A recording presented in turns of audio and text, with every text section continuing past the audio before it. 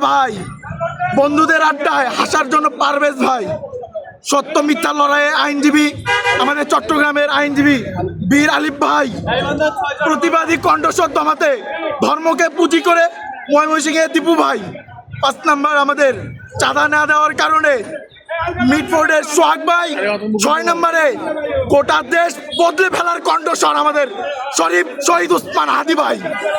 এসহ আলোচিত এই 6 হত্যাকাণ্ড সহ দেশের প্রতিনিয়ত হওয়া হত্যাকাণ্ডের সুস্থ বিচার এখন আমরা দৃশ্যমান দেখতে পাইনি। আমাদের গাইবান্ধায় অটো চালক জীবন ভাই, আনিস ভাই, সাগাটার পুলিশ সন্ত্রাসী কর্তৃক শিশু হত্যা সহ পৌরসভার 6 নং ওয়ার্ডের সৈকত, এসবের কোনো সুস্থ তদন্ত আমরা এখন এই ভুয়া আসিফ নজরুল আইন উপদেষ্টা ওনাকে স্পষ্ট ভাষায় জানিয়ে দিতে চাই, মিয়া এই ধরনের মূলা ঝুলানো কথা আর বলবেন না। আপনি ক্ষমতায় থাকা অবস্থায় যে খুনিদের বিচার করতে পারেন নাই, এই ভোট দিয়ে ভোটের পরবর্তী সময়ে আমাদের ভাইদের হত্যাকাণ্ডের বিচার আমরা পাবো, সেটা আমরা নিশ্চয়তা পাই না। আজকে তারা যে গণভোটের হ্যাঁ যাত্রা শুরু করে দিয়েছে, আপনারা দেখছেন, তারা অনেক কথা বলেছে। তো এই কথার পরিপ্রেক্ষিতে আমি একটি কথা বলি, এই ইন্টারিম সরকারের অধিকাংশ উপদেষ্টারাই গাদ্দার। তারা জুলাইয়ের সাথে জুলাই যোদ্ধাদের সাথে গাদ্দারি করেছে। এখন পর্যন্ত জুলাই সনদ বাস্তবায়ন হয় নাই। 17 মাস পেরিয়ে যাওয়ার পরেও আমরা দৃশ্যমান কোনো জুলাই সনদ নিয়ে কথা বলতে কাউকে শুনি নাই। তো এই অধ্যাদেশ যে জারি করার কথা ছিল, সেটিও স্পষ্টভাবে আমরা এখনো দেখি নাই। আমরা চাই এই গণভোটে হ্যাঁ যে যাত্রা চালু হয়েছে, আমাদের এটা বিশ্বাস হয় না তারা নির্বাচন সময়কালীন বড় বড় রাজনৈতিক দলগুলোর সাথে আপোষ করে আমাদের সাথে যে আবার গাদ্দারি করবে না, এটা রাস্তা আমরা এখনো পাই নাই। আমরা চাই গণভোট হবে, গণভোট হবে, জাতীয় সংসদ ত্রয়োদশ নির্বাচনও হবে। এই সকল নির্বাচনের আগে হাদি ভাই সহ সে সকল হত্যাকাণ্ডের বিচার এই বাংলার মাটিতে করে তারপর আমরা এই নির্বাচনে সম্মতি দেই আর কি।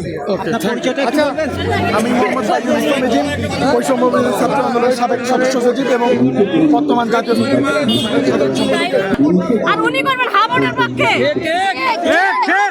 নয়। আমার সন্তানকে যেভাবে মারছে, আমি আমার সন্তানের হত্যার বিচার পাইনি, কারণ হাসিনা পালিয়ে গেছে, উনি তার দিয়েছেন ফাঁসি, আর আল মামুনকে যে ধরেছে তাকে দিয়েছে মাত্র 5 বছরের জেল। আমার মায়েদের আত্মা কখনো ঠান্ডা হবে না এই দিন। আগে আসিফ নজরুলকে আইনের আওতায় আনতে হবে, তা না হলে আইনের বিষয়ে কিছুই করা যাবে না, কারণ ইনি একজন ফ্যাসিস্ট। তা না হলে উনি থাকাকালীন অবস্থায় জুলাই আন্দোলনে যারা নিহত হয়েছে সেই আসামিগুলো কিভাবে পালিয়ে গেল?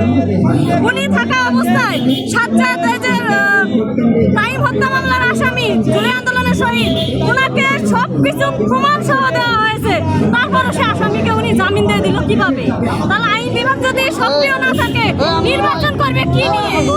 কি নির্বাচন কান্দাবাসীর অনেকগুলো প্রশ্ন ছিল, আমি শহীদের মা হিসেবে তাকে প্রশ্ন করতাম, কিন্তু তিনি সুযোগই দেন নাই। তিনি এখানে এসে 2 মিনিট বক্তব্য দিয়ে পালিয়ে গেলেন কেন? উনি পালালো কেন? উনি প্রোগ্রামের আয়োজন করেছে, শহীদ পরিবারের বক্তব্য শুনবেন, উনি প্রোগ্রামের আয়োজন করেছেন, আহতদের বক্তব্য শুনবেন, কিন্তু উনি ফার্স্ট টাইম এই অনুমতিটা জেলা প্রশাসক দিল না উপজেলা প্রশাসক দিল না কোন মন্ত্রী দিল যে উপদেষ্টা এসে শহীদ পরিবারের সাথে কথা বলার সুযোগ পেল না?